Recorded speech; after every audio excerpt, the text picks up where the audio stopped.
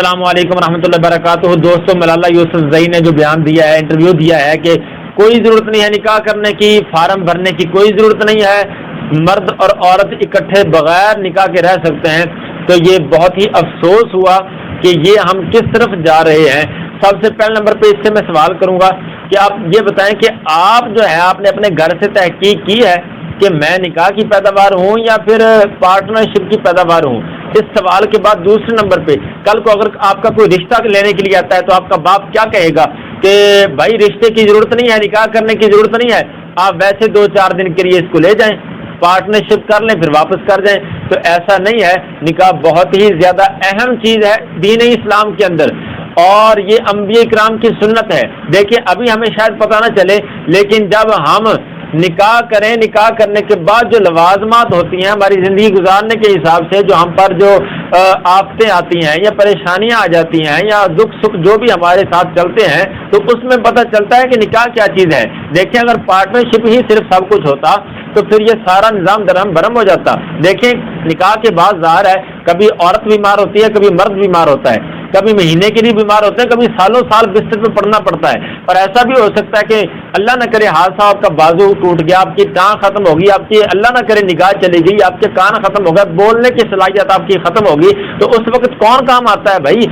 Partnership काम नहीं आते, दोस्त अहबाब काम नहीं आते, और अपनी औलाद भी काम नहीं आती। उस वक्त ये मियाँ बीवी होते हैं। ये रिश्ता ऐसा है कि इसमें मोहब्बत ही अल्लाह पाक ने ऐसी डाल दी होती है कि ऐसे मौके पर सिर्फ यही काम आते हैं। और बुढ़ापे में जब पहुंचते हैं ना, तो जब अपनी औलाद भी साथ छोड़ जाती है, तब ये मियाँ बीवी एक दूसरे से पूछते हैं आपको किसी चीज़ की ज़रूरत है, कुछ आपने खाना है, तो उस वक्त याद आती है जब चारपाई पर बंदा लेटा हो तो फिर बीवी आके पूछती है आपका सर दबा दूं।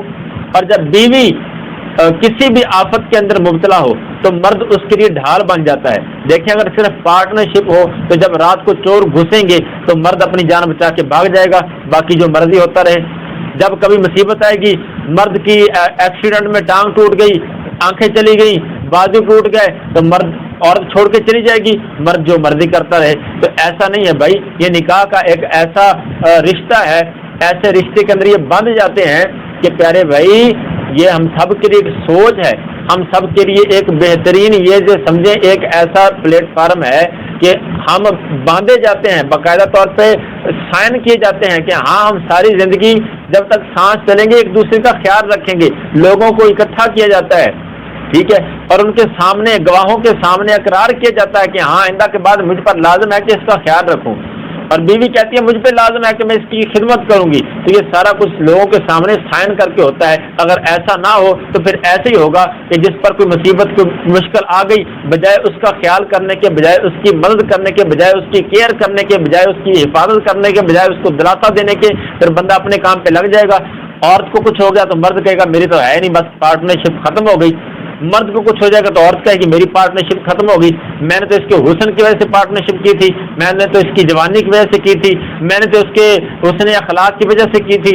अब वो थोड़ा सा चिड़चिड़ापन आ गया, या उसका हुस्न चला गया, या उसकी जवानी चलेगी, ज़ाहिर है बूढ़े तो होना है अगर जिंदगी है तो।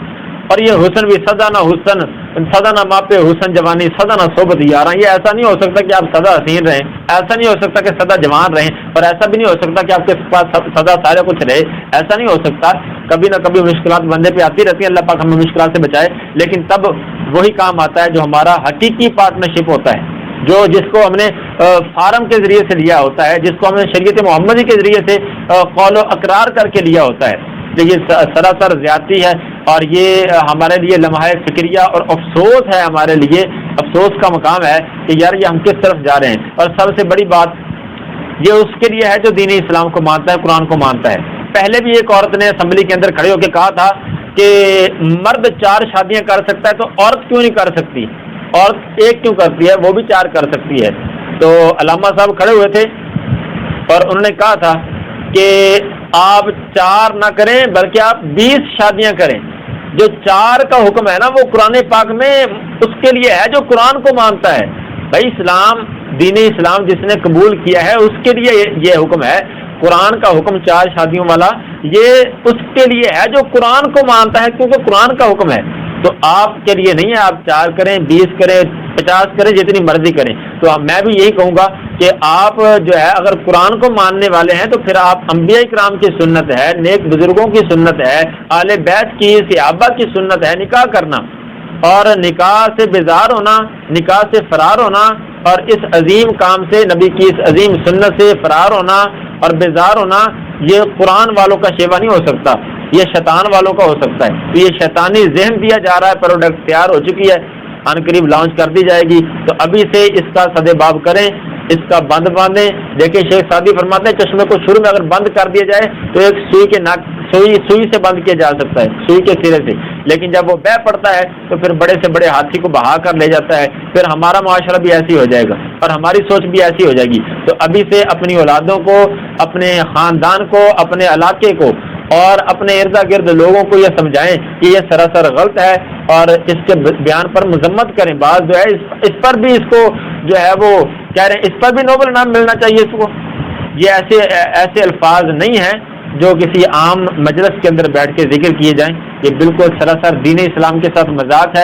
اس چیز کو بند کیا جائے اور اس کی شدید مذمت کی جائے. میں بھی الحمدللہ مذمت کرتا ہوں, یہ بالکل غلط ہے, سراسر غلط ہے. یہ اپنا الفاظ واپس لے, اور اس کے جتنے بھی سپورٹر ہیں, جتنے بھی اس کے کیلے چمچے ہیں, ان سے بھی میں کہتا ہوں کہ خدا را ڈر جائیں. اگر کلمہ پڑا ہے نبی پاک کا تو پھر دین اسلام کا مذاق نہ اڑائیں, دین اسلام کو آگے لے کے آئیں, دین کی بات مانیں, کسی اور کی نہ مانیں. حضور علیہ الصلوۃ والسلام کا طرز عمل, آپ کے صحابہ کا طرز عمل دیکھیں. اللہ کریم ہم سب کا حامی و ناصر ہو اور ہمیں ایسے دجالی فتنوں سے محفوظ رکھے, اور ہمیشہ دین اسلام کا ادب کرنے کی, دین اسلام پر عمل کرنے کی توفیق عطا فرمائے. السلام علیکم ورحمۃ اللہ وبرکاتہ.